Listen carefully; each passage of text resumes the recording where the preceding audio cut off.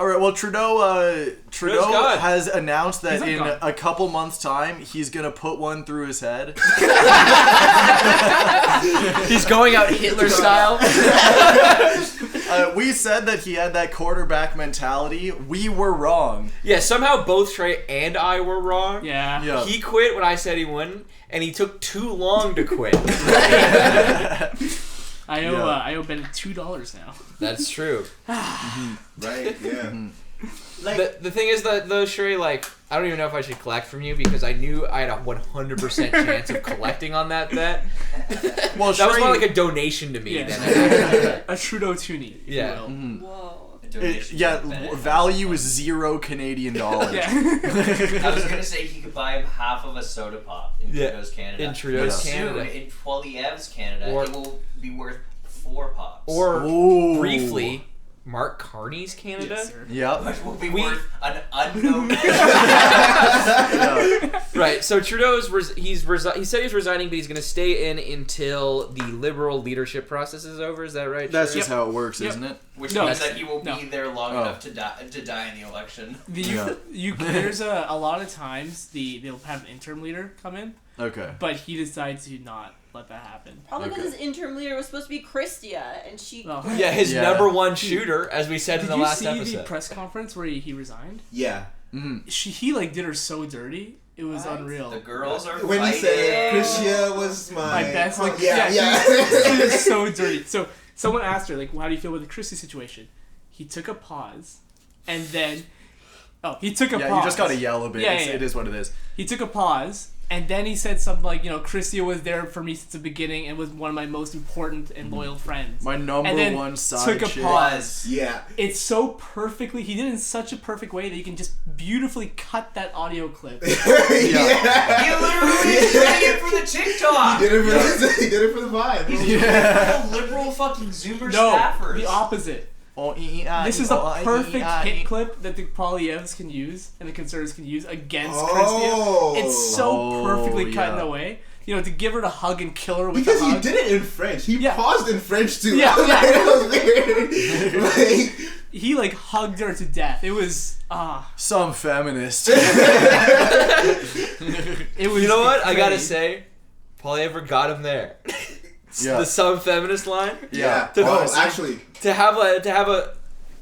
I think I don't want to redo this bit we did on the last episode, but Chrystia Freeland was his number one shooter for a decade, and he's like, "I'm cutting you for Mark Carney." That's the replacement. Yeah. Well, okay, it's funny because also. And then he didn't even fucking go through with it. Yeah. Well, Mark's her son's godfather. Wait, bleep this. All right. Do I have I meant to find text of the speech for Poilievre and Jagmeet Singh. Jug. Let me see that. Jagmeet Singh? Jagmeet Singh. Jagmeet we we watched it and it's bad. It's awful. It's awful. He starts stuttering within the first 10 seconds, and it's on Trudeau's name. That's the one thing you're supposed to have locked down. That's it. You're going after him. No, it was. Justin Trudeau's Liberals have let down Canadians. They have let you down when it comes to the cost of homes. He's let you down when it comes to the cost of living.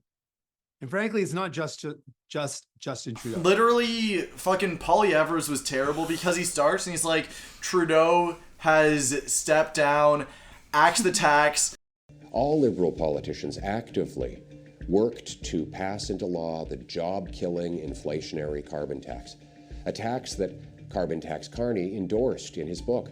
The country spirals out of control, an out-of-control housing emergency, an out-of-control migrant crisis, an out-of-control $62 billion deficit, not to mention tariff threats. Everything's out of control. Or common-sense conservatives who will axe the tax, build the homes, fix the budget, and stop the crime.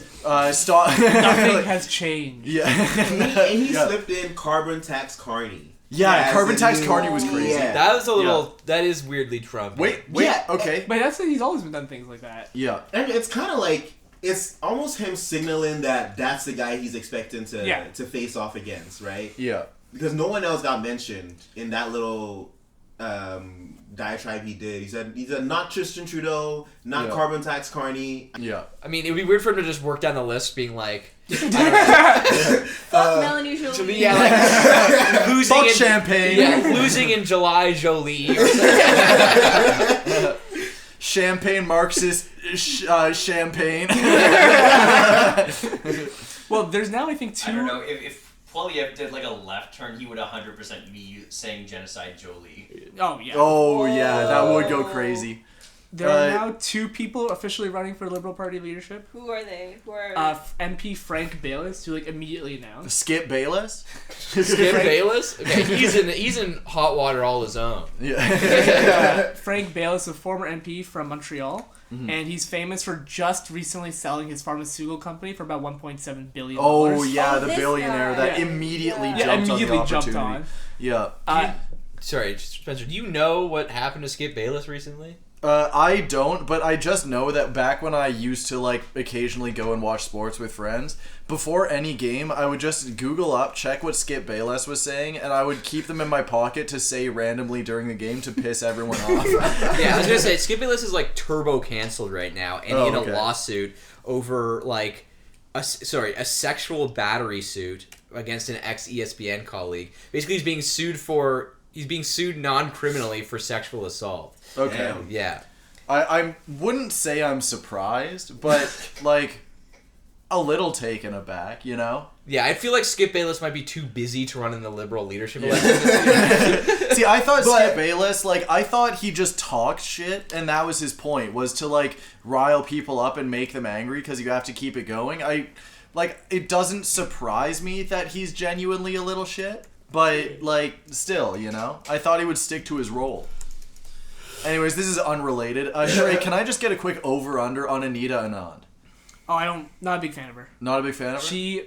She's not a very good speaker, and she speaks.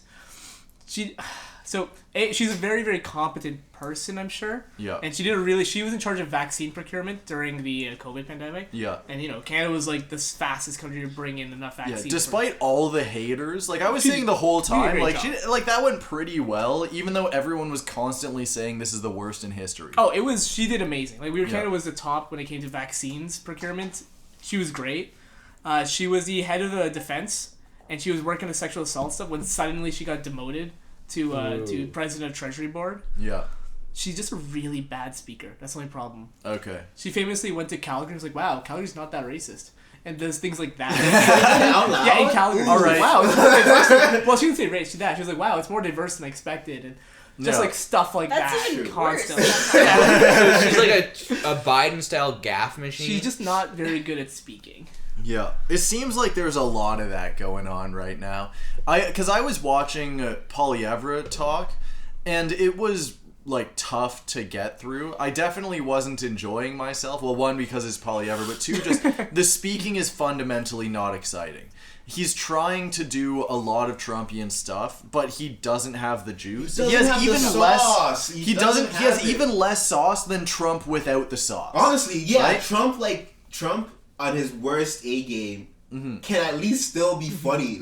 He can say he'll go off on a rant about an electric boat or an alligator or some shit like that. You're like, what the fuck is he talking about? What if I just got in this truck and drove away? Yeah, that's a great line. Did you see he had Obama rolling at some event recently? Really? Yeah, they were seated together at the Carter funeral, and Trump leans over and says something to Obama, and Obama just starts losing it.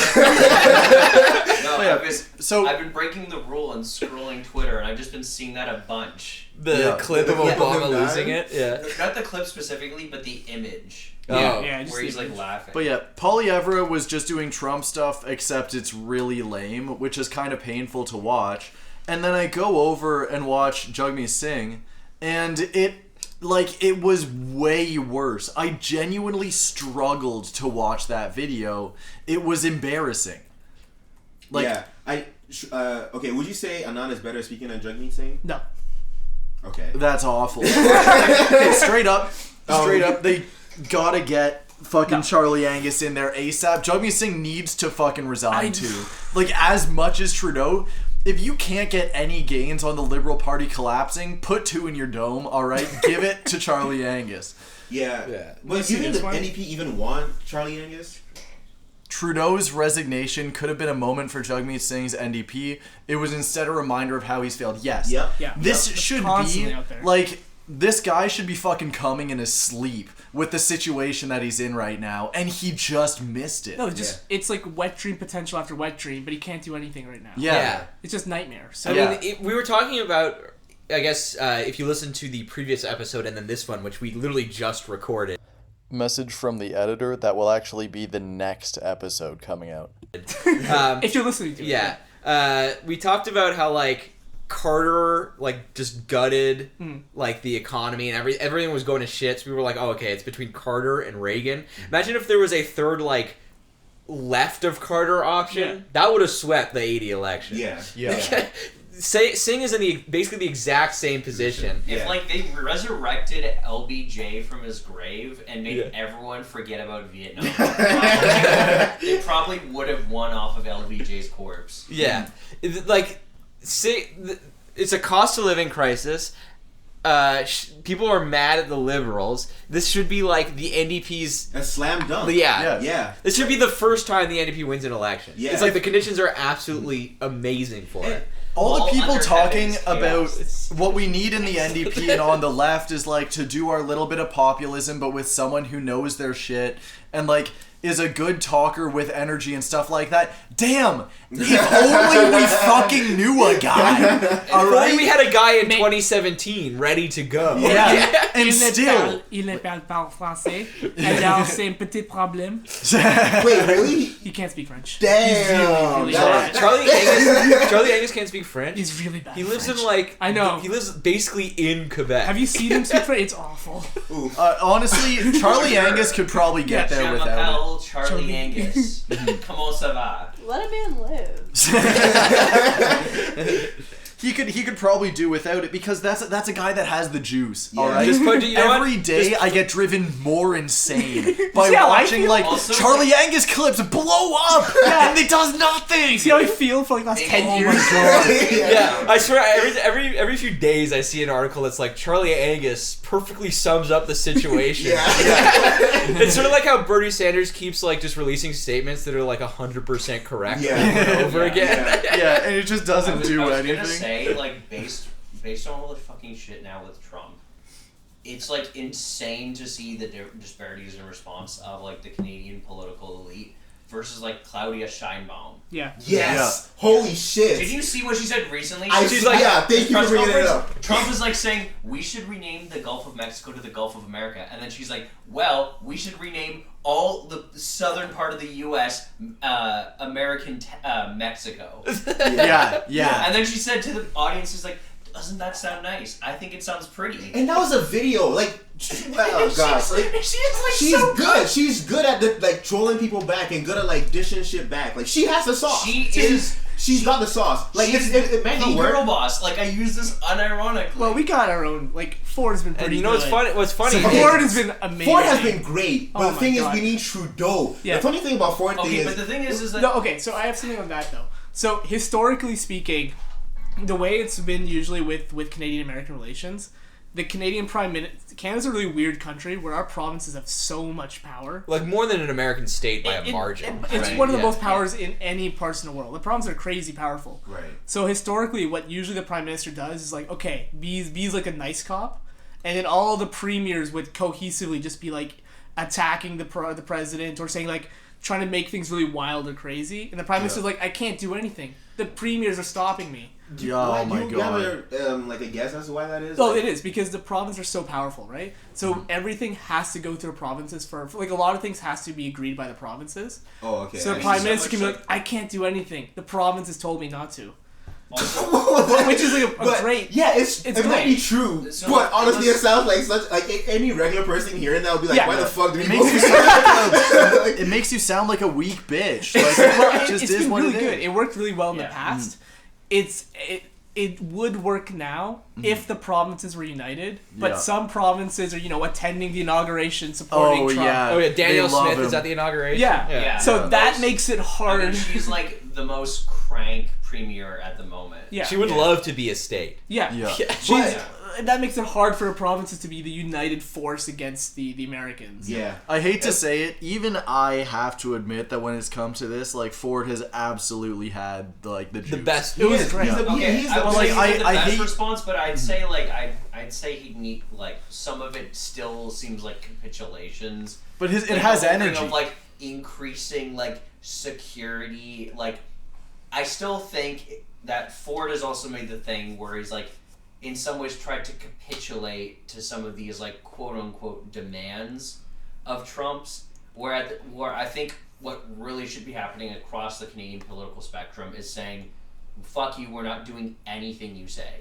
Yeah. But then we also have a sizable portion of the Canadian political spectrum looking at Trump and being that seems like it's working. Let's kind of let's go along with what he's saying and shit. I think what's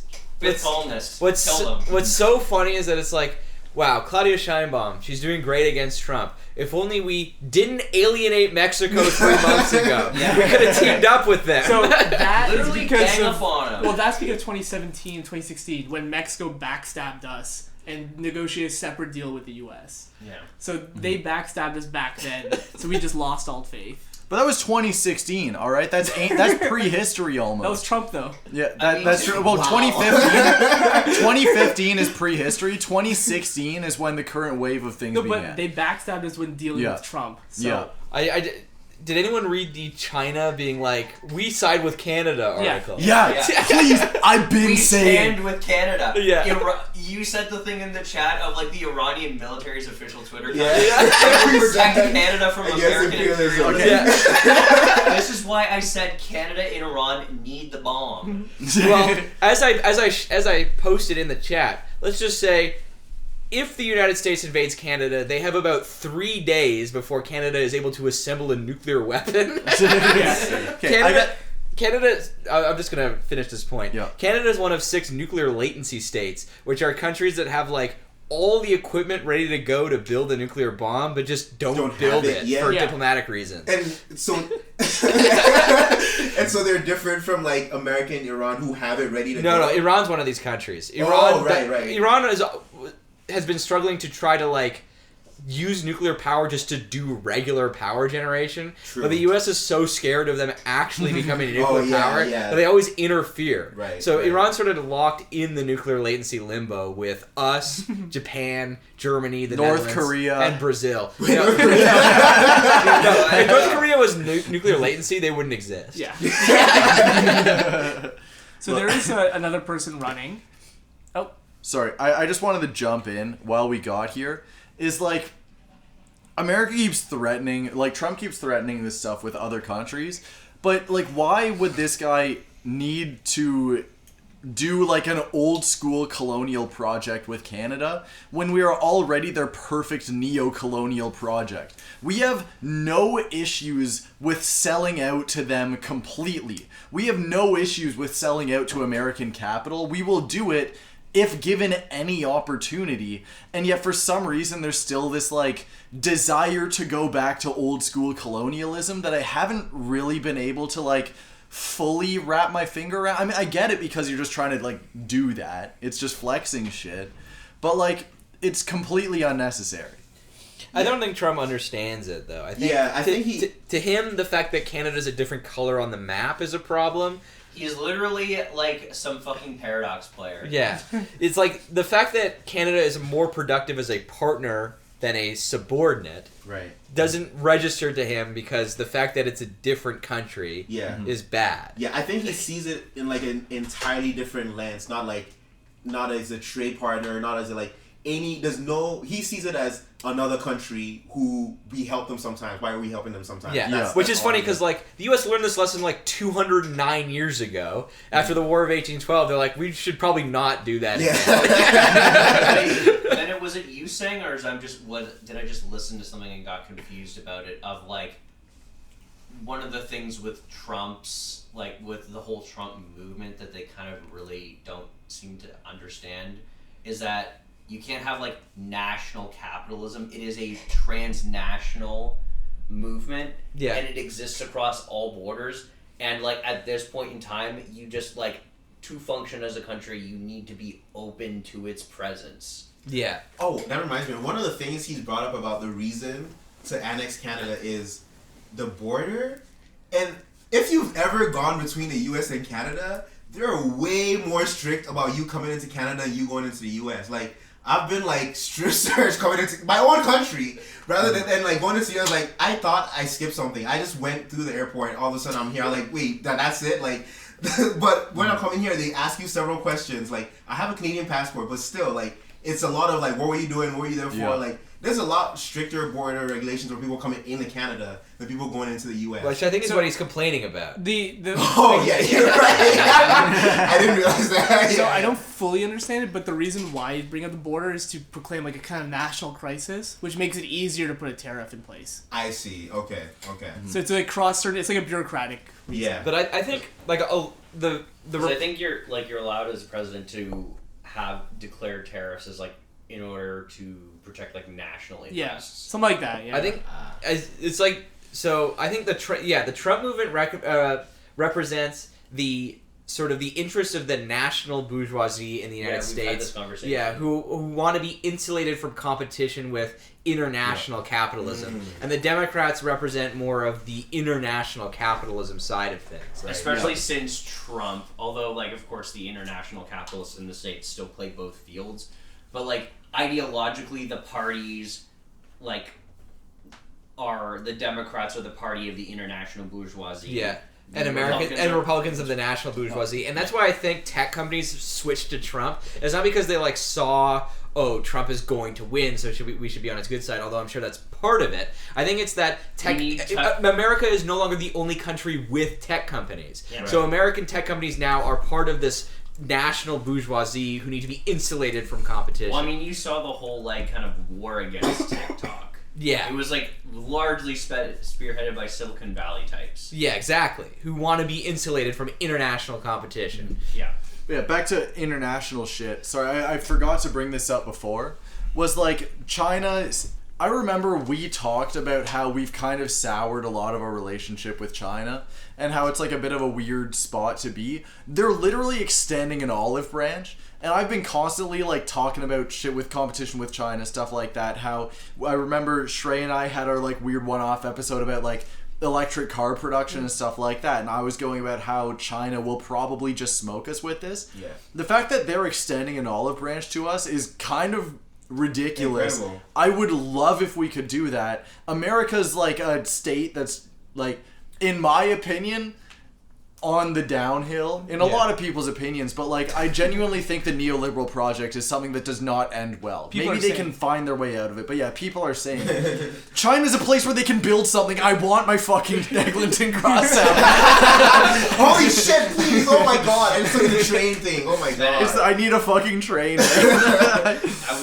I was gonna say, you've seen how China right now is in a bit of a deflationary crisis in regards to its currency. Yeah. I think there was like literally some leaked comments where like Xi Jinping was in like a conference with some economists and he's like, well, isn't deflation just good for people? King. Fucking king.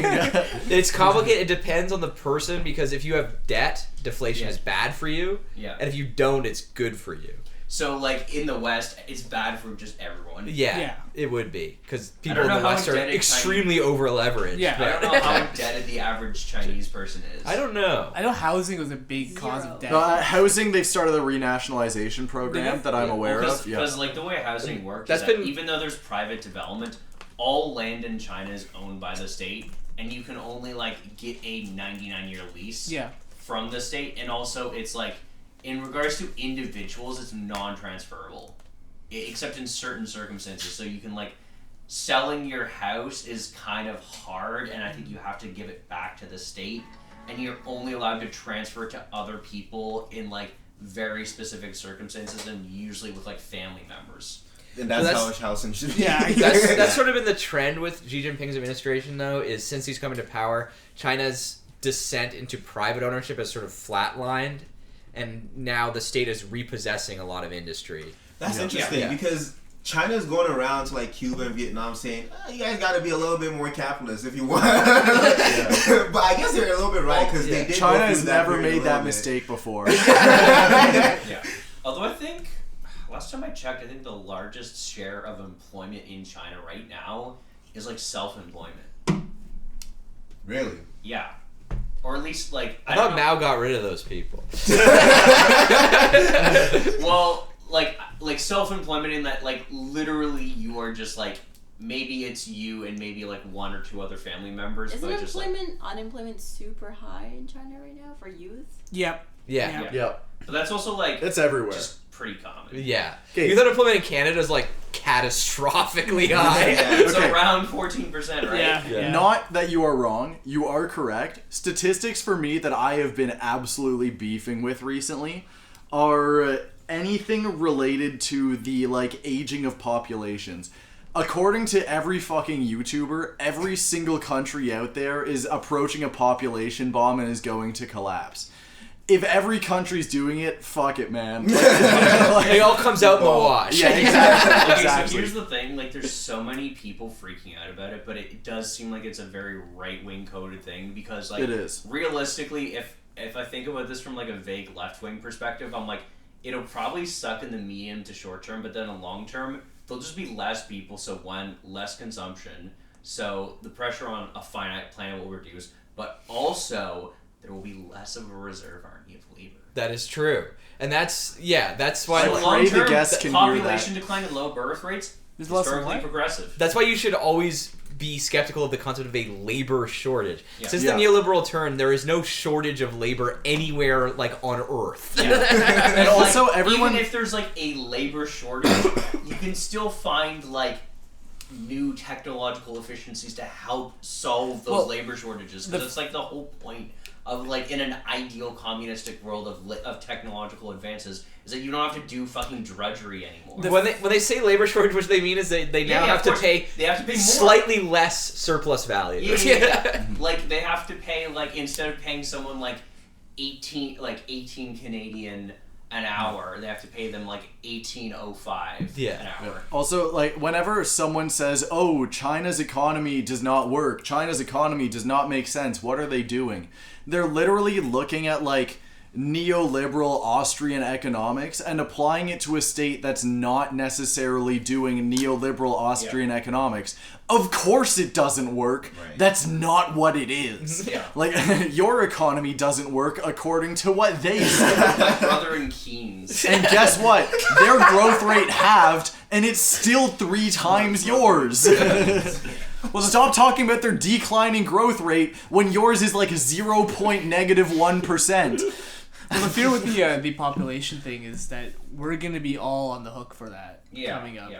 So it's gonna really Like I said, suck. suck in the medium Suddenly to- there will be a huge labor shortage, and we'll have to pay people more to do jobs Don't- instead. 20 years, all right, something might happen. Well, healthcare costs are just Yeah. a lot, right? My And like that's really ballooning. Like we used to have 7 workers per old age person. yeah. Now we have around 3 workers per old age person. Yeah. Well, we just got to give them some good old-fashioned Canadian healthcare.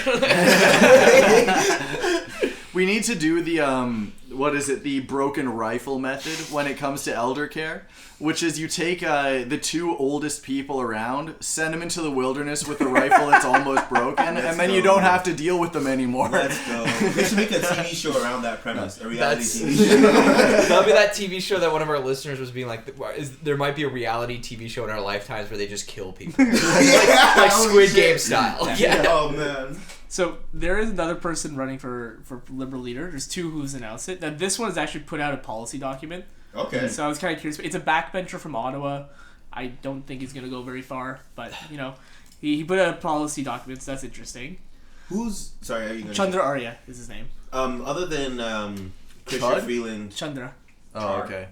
other than Chadra? Freeland and Carney, who is like also likely to go far? Christy Clark is the other big one. Chrissy She's Clark. been taking French lessons. She Already in got Oh my France. god. In France. If that's the wrong In place. France, Yeah. yeah. What are you You doing? sound like you're some fucking hick from Shikudu. Chrystia. Well, Christy is famous for having a conservative membership until very recently. Classic. Yeah. She was the Christy, not Christy. Christy. Yeah, so I was- also said Chrystia. She so. was the former premier of British Mixing up Columbia. your girl bosses. Yeah. Oh, like I'm how gonna long repent. ago? Until 2018. 2017. Oh, okay. 2017. Yeah, she was just before the NDP. Right. She won that election, but the NDP and Greens had a coalition, so he toppled her. Got you. But this guy's put out a policy document. So he says he has a couple of different points he really, really wants to emphasize.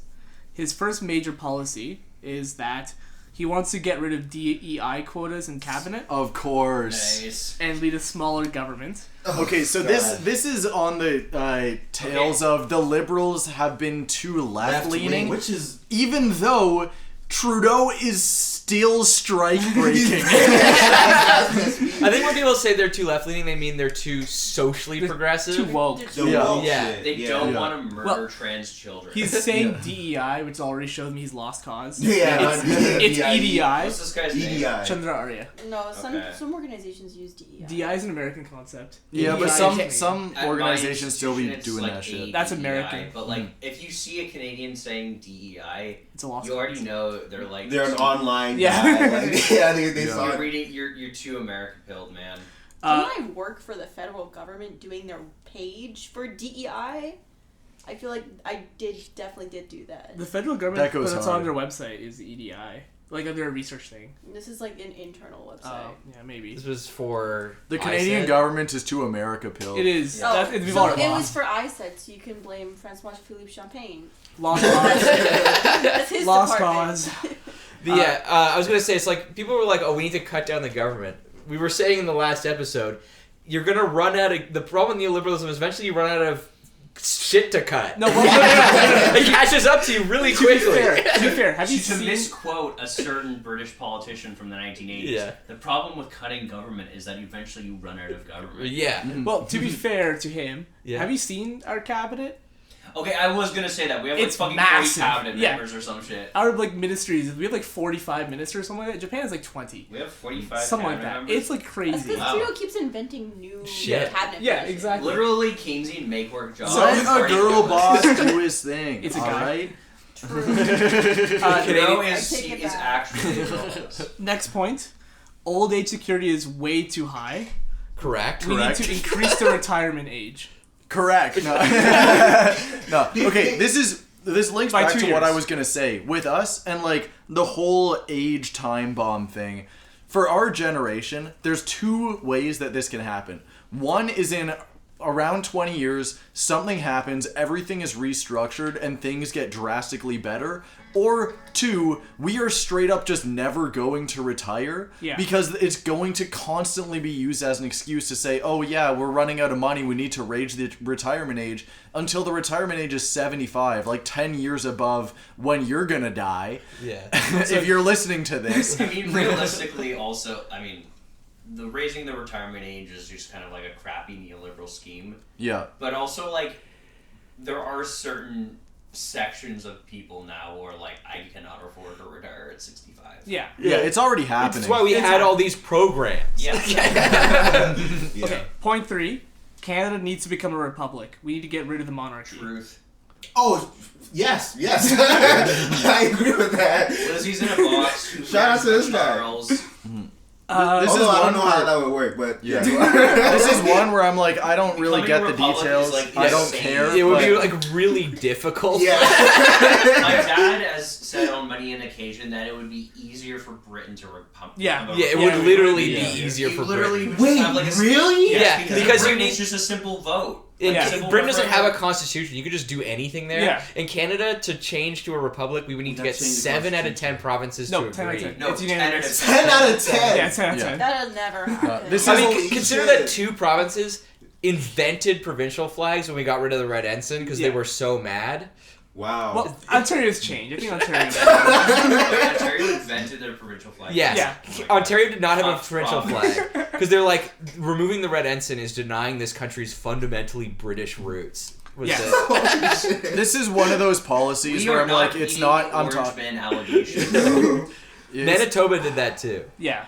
Manitoba not beating the ruled by Orange Man allegation. Manitoba not really- Ontario. Bison. Manitoba not beating the just full of Ontarians allegations. Yeah. He wants to decrease the temporary foreign workers. I mean, and that temporary probably residents. should be at least a reformed in some way, or abolished. My whole thing is remove the temporary foreign workers program. Just give people path to citizenship. Yeah. No, he's a big believer in that. He has something what he's called citizen-based taxation system. What? Sorry, did I just hear a base taxation system? Is this like a poll tax? Like, what is he talking about? I think it's the opposite. I think if you're not a citizen, but like a PR or like an immigrant, you pay more taxes. I'm not sure. I'm not sure. How are we gonna get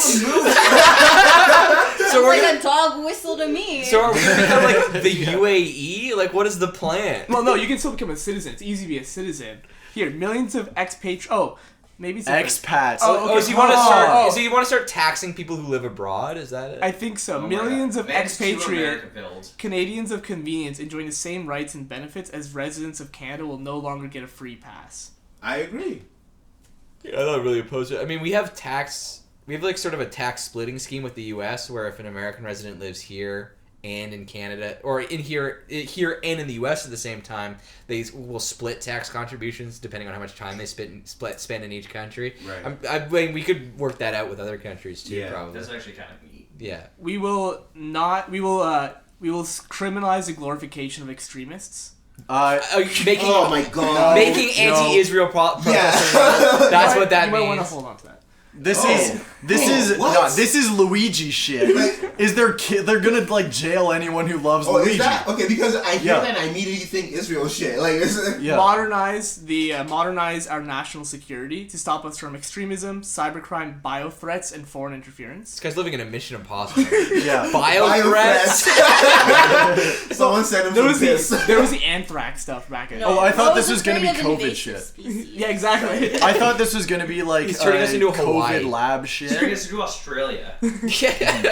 Science will stop the activist-based policies like carbon pricing, and will now get scientists and engineers to help make our policies. Oh. Wait. You motherfucker! First of all, you motherfucker! All your fucking Austrian economists have just been saying carbon tax the whole time. Fucking Mises said that bullshit, and I hate that bastard. All right, what the actual people are saying, you're already not listening to it. Yeah. All right. We will. Also, he didn't even say economists. He's like scientists and engineers. So he's like an scientists and engineers. Their recommendation is kill all oil executives. Yes. That's what. Like maybe he's saying that. Oh my god.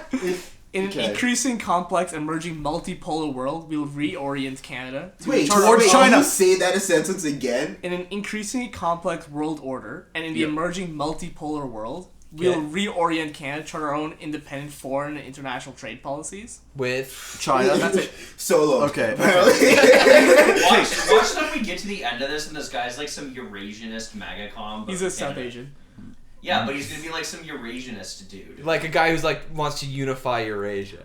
We will join over 140 countries, including Ireland, Norway, Spain, Sweden, and Poland, in recognizing Palestine immediately. Okay, so wait, nice. what? I want to say, just according to for the last point, that one's great because it's like multipolar world, and he's like, okay, that's kind of saying that like America's getting a little weaker, China's getting a little stronger, and then the rest is like use your imagination. I assume what he means is reorient towards Britain and the EU. Maybe. Which is what liberal... use your imagination. Yeah, and when I read it, I'm like, oh, he's going to reorient us to China. Based on what it's like, we're both right. Based on the fact that he's running for a liberal leader, I have to assume he means the UK and the EU. Anything else would be insane. Then why didn't he say that shit? Because use your imagination. Yeah. It could be what you said. Yeah. Or because it could be better for people to fill in the blank. Exactly. Towards Palestine, okay, but then he immediately goes in the paint. Yeah. Recognize Palestine. Yeah. That was we need to improve defense, especially over the north. Okay. Position Canada as an energy superpower. Okay. Classic, yeah. That probably will involve more oil production. Yeah. That's literally just like that's just coded for it. 100,000 prefab homes will be ordered by him. 100,000 wasted homes.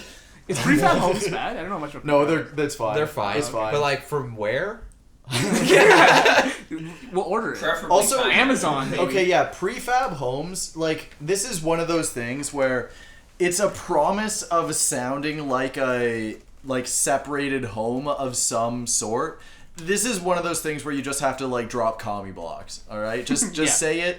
We want commie blocks. Well, he's not gonna say it. But also, Yeah. what did he say? 100,000? Yeah. Didn't the Canadian population increase like 1.2 million? Well, he wants to last year? reduce the temporary workers. What was it? We need to have a more self-reliance and export to new markets, so getting away from the U.S. Yeah. New market? The Canadian pension plan must invest 30 to 35% of their money into Canada. Isn't the whole point of them to like make good investments? yeah. But why they also- own like random shit all over the place? Yeah, they do. Also, Yeah. it's like a branch of foreign capital you want to extract from other people, not your own citizens. Well, it's investment doesn't mean necessarily. Well, it could just be growing. I mean, the point of Yeah. a pension plan is to make accumulate interest. Yeah. Yeah. It's not like an angel investor. And you don't want to be like capturing all your interest from your own citizens. Like these things are not like you kind of want to be extractive with it. Like I'm not it's saying good it and has bad, to right? be, It could, but be. yeah. It's also like a trillion, like a big, like a lot, multi-billion dollars leaving the country. $4 billion. $4 just going. Mm-hmm. And then he has like some vague things about improving things called the Canadian Northern Corridor for commercialization of molten salt nuclear fission reactors and stuff like that. Molten salt? I mean, that's just a type of nuclear reactor. Okay. I was gonna say I thought those were two separate things, and I was like, I don't recognize molten salt. Yeah. You're just talking about nuclear energy. Yeah, Okay. Yeah. So that's what he's running. What's on. his name again? Chandra Arya. The Chudra Arya. He's the member of parliament for Nepean. Nepean, yeah. Wow, that's like schizo central. Yeah. So if you don't know the layout of Ottawa, it's sort of like the one suburb in the southern part. Like the southern part of Ottawa is mostly farms. It's just completely empty. But there's like this one suburb, which is this riding. Yeah, it was part of Mike Harris's famous series of amalgamations to inject Hitler particles into every city. Reset the counter on something- time something- since Liam calls someone. Something about like suburbs fries people's brains. Yeah. The sunroofs in those houses is concentrating heat onto their heads. Yeah. It's the perfect amount of. It's like a fucking magnifying glass on an ant, you know?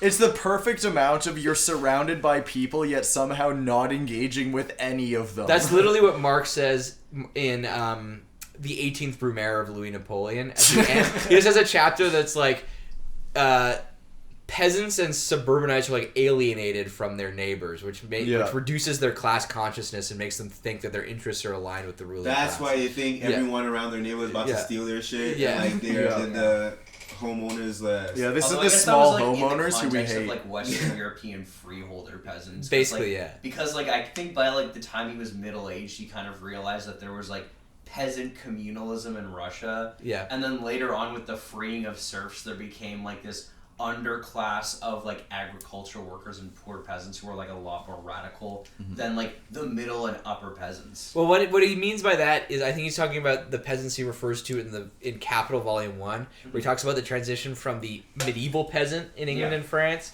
to like the proletarianized laborers who go to cities or become agricultural laborers. And the people who are left. And the people who become basically petit bourgeois landowners. Yeah. So, anyways, what do you think of him? I'd vote for him. Yeah. Oh, wow. No, I would not vote for him. I mean, he seemed like many people in Canada and the United States, his politics just seem all over the map. Yeah, but there's like no coherent. He's got that suburban schizophrenia. Yeah. But I would argue that plus the Palestine thing is actually a lot of people. Like most people aren't like most people. I don't know. Like a good percent of the population would vote for someone who's center over someone who's like explicitly left wing, right? Yeah. And also people who are progressive would vote for someone who's like explicit supporter of Palestine, even though he's got like a bit of a weird thing. If Jagmeet had this plan, he would win, I would say. Oh, that's interesting. If he was outspoken, and like well spoken and energetic, maybe. Yeah. But this is the one that I see. Is it still happening? Centralized is gone. They got replaced by Canada Future. Oh, Canada Future. You guys are whispering on a podcast where we have to yell. Was it the renaming, or is it just like dissolved? So Centrites never formally made a party. Like they made an organization, not a party. Okay. Canada Future was like a proper party. Because like I remember specifically, like probably like a year or half a year before it happened, my dad kind of told me about it, and I just kind of laughed in his face. What is this party that about? It was like part of like Center Ice. Canadian Future Party is like it's like another one of these third way Clintonite parties where they're like not left, not right, but forward. Right. Yeah. A third way, you might say. No, but the guy who runs it, he's got one of the greatest resignation letters of all time. He was fantastic. He's good. One of the comments that really makes me feel a certain kind of atrocious is every single time, and the comments everywhere on every social media where people are like, oh, it's not left versus right, it's top versus bottom. It's like, honestly, one, I made it a little more gay than I meant to, but two, you gotta slow down. That's left, motherfucker. Yeah. I do like these sort of third way Clintonite parties that keep forming in like Western countries. They're like, why has no one ever thought of combining social liberalism and fiscal conservatism? As if we haven't just done that over and over again for 50 years. Third position. Yeah. Yeah, I think like Jugmeat. So there's a big opportunity for him to snatch like this. Oh, there was a big opportunity like months ago, and instead of like showing up to like, you know, real places with real people, talking to people about like the shit that they're going through, Trump did that. Trump went to the barbershops. He went to like No, but Jugmeat's done that too. Has he really? Oh yeah. I haven't seen it. See, that's the thing. Why have I seen Trump's White House? Because Trump's great at media. Right. Yeah. Like Jugmeat you would expect to see Jugmeat at a protest. I've seen more of Jugmeat's TikToks than I've seen him talk to actual people. Yeah. No. So if he's done it, then my bad. I should have done more research. I saw the first ONDP video in like forever that wasn't some fucking TikTok meme, and it was just like Merritt Stiles talking about like the policy platform and stuff, and I'm like, oh my god, I didn't think they were capable of this. Yeah. I didn't think they were capable of being a serious party. I guess they're just boring. That's the thing. Like they don't like. I think a lot of people count out, like, a lot of people like, oh, we're past just being able to talk about policy and stuff like that. Yeah. I really don't think we are. And it really does seem like the more the left goes in on talking about policy and talking about their path forward and stuff like that, the better they do. And every time they just talk about being against the right and try doing that, they just lose flat out because the right's more popular and like on the right is already more popular and that's just their game. Yeah. We also just need to wait for everyone over 50 to die in this fucking province because they won't shut the fuck up about raid aids. I honestly want to... I imagine if the NDP would win after, like, in, like, 50 years, like, actually become a majority. Well... They won't exist in 50 years. Yeah, sure. Well, there may be a strange death of Liberal Canada in our future. Just, like, I don't know, like... You think the Liberal Party's not going to exist? You know what? I don't even know. It's just that they're polling so badly, and if they get like exploded in this one, and then maybe they don't recover in the next one, they could very well have like a Conservative Party destruction, like what happened in the 90s. The thing is that the PC collapse also happened around the same time as the rise of the Reform Party. Yeah. There isn't really like... And then eventually they created the crap party. Yeah, there isn't really like a liberal dissenter party that's like popular in one segment of the country or something, unless you think the Liberals are going to be absorbed by the Bloc. No, by the NDP. If the Liberals stuck to their guns, holy shit, they would be absorbed by the NDP. I mean, the best thing, well, I mean, not the best thing, like the most likely thing to happen would just be like a Labour, like a UK, Australia Labour thing where they just absorb the Liberals. That's what I was about to say, though, is like the death of the Liberal Party, what that means is that these sort of left liberal careerists are going to migrate to the NDP, and then we're going to have Prime Minister Kid Starver Canada edition. The thing is, though, is that the party is already like left liberal at this point. Okay. I feel like what this requires is the Liberal Party to hold their ground and stick to their guns, which as liberals they will never do. Like, we already know they're like, oh, we're doing all our strike breaking. We were too far left. Yeah. So what are they going to do? The Conservatives are going to win, and they're going to slide to the right. Like, they're going to slide to the right, they're going to barely survive, Slide and then to people the are right. going to look to them as Slide the to moderate the right. alternative to the Conservatives. When the Conservatives fuck it up, the Liberals will be back, and the NDP is still going to be fucking circle jerking around the spinning cat. The Liberal Party is the most successful political party in the Western world. Yeah. And the most successful party brand. The real one-party state. Yeah. They're really, really good at keeping themselves. Wait, successful in what, like... In like the most electorally successful. Yeah. Oh, they give one more, most... Okay. In the Western world. Okay. Like, they're the UK, the US, France, There's one's a been reason why it's called the natural governing party. But isn't that more reflective of Canada than it is the party? Yeah. Like, there's no way you're gonna get abortion illegal, like, in all the provinces. That's here. what they all thought. All right? Like, you're not gonna get everyone to agree on privatizing healthcare. And healthcare is privatized. In Canada? Yeah, it's just like it's single well payer. on the slide. I mean, I guess so. Like, And even then, it's not single payer everywhere. We operate on a system of like. Oh wait, yeah, you're family right. physicians are But- pretty bourgeois. Yeah. Yeah, but Canada has like some default center left kind of. Have you heard of the staple thesis? Because you started to go into the staple thesis. So What the is staple it? thesis was this Canadian political belief that based off where we live and because we live in these places, it informs our politics.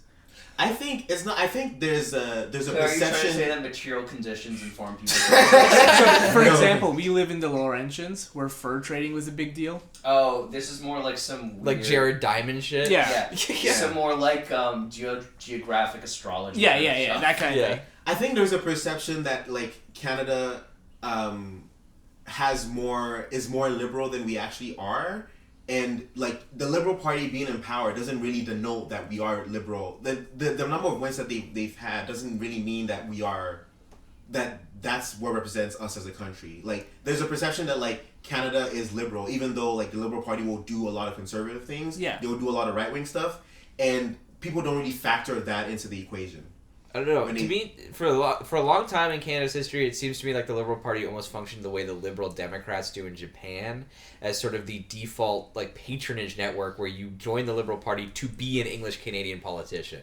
Yeah, although Or I'm French not Canadian, I don't entirely think that sure, at least the circumstances of the Liberals versus the Liberal Democrats' birth are the exact same. No, the birth is completely different. Yeah. But like the social function for some parts of Canadian history for the Liberals has been the same. Yeah. As sort Although of the thing is that like at least the LDP internally I think is a little different from the Liberals. I mean, because it's like so big. Like the LDP in its own right is like a ginormous party that has like at least 4 different wings that are like constantly fighting with each other. But the Also, Liberals the have that LDP too.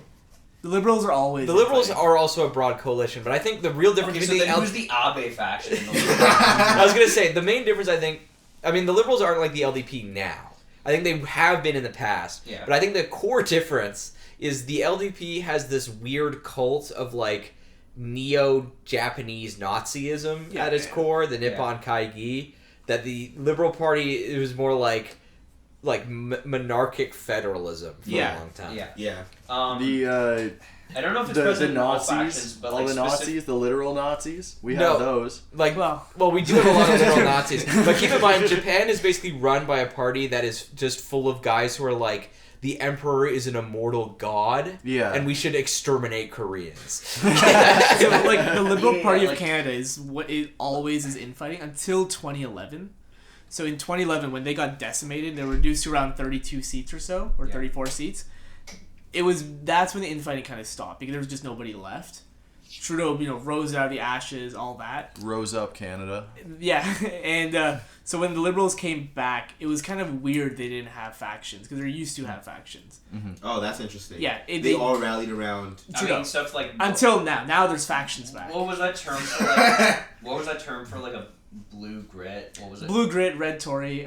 Within the Liberal Party, there's Cretonites versus Martinites. Before that was Cretonites versus Turnerites. Before that was Turnerites versus Trudeauvites. What's blue grit versus red Tory? But you just think they're all. A grit is an old slang for a Liberal Party supporter. Oh, okay. So blue grit would be a Liberal Party supporter who's like a crypto conservative. Gotcha. A red Tory is like a conservative party member who's a crypto liberal. Gotcha. Like Michael Chong is the classic current red Tory. Yeah, he's the Doug Ford is the example of a red Tory. Doug Ford? Yeah. Someone who loves to expand the government in weird ways, Yeah. but is still a I conservative. guess actually that kind of makes sense. Yeah. I would almost call him like It's weird to think about because Yeah. we Wow. consider him like a populist and all that, but he's a red Tory in a Yeah. classical sense. He kind of is. Like, I mean, He's also- the obsession with transit is like a really good example. Okay. But that's I just did like my a very, research. Bill Davis kind of thing. Yeah, well, he was a classic red Tory. Bill Davis died 2022. Doug Ford, born like 1960 something. Yeah. Welcome back, Bill Davis. yeah.